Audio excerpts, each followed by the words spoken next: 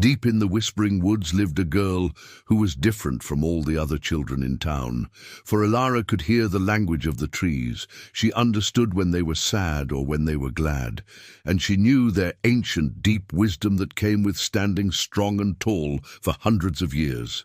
The trees told her wonderful stories about the deer that played among their roots and the rabbits that made their homes in their hollows.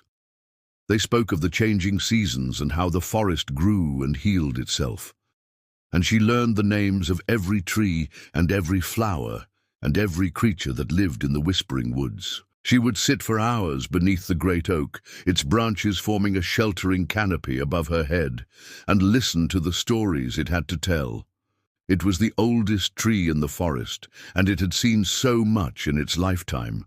It had watched the first settlers arrive and carve out farms from the land. It had seen them chop down some of its kin and turn the forest into a village and then a bustling town. It had borne witness to the March of Progress, as they called it, and it was very sad. One day, though, something new happened. The townspeople came into the woods with axes and saws to cut down the great oak. "What are you doing?" Elara cried, rushing to its defense. "Don't you know it's the heart of the forest? If you harm it, the whole woods will suffer." "Nonsense," said the town leader, a burly man with an unkind face. "It's just an old tree.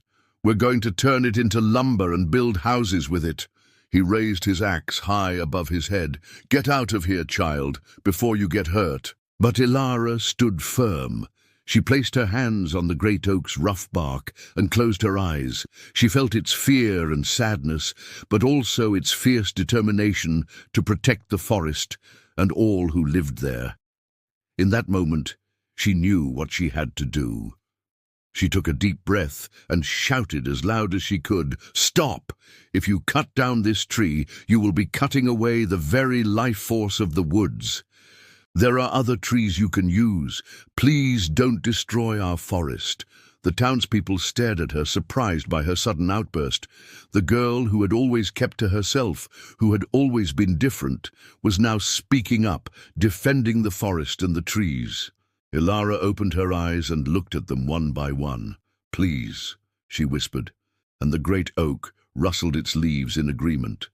Slowly, the townspeople began to lower their tools.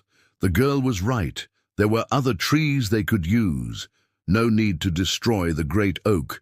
Maybe if they were respectful to the forest, it would be more willing to give them what they needed. From that day forward, the townspeople never cut down a tree in the Whispering Woods without asking Elara first. She would go with them, walking among the ancient trees, and they would listen to the forest's wisdom together. The great oak was very proud of Elara. It had known that one day she would grow up and become a protector of the woods. It shared its knowledge freely, teaching her about the balance of nature and how important it was to keep the forest healthy and strong. Elara, in turn, shared what she learned with the townspeople.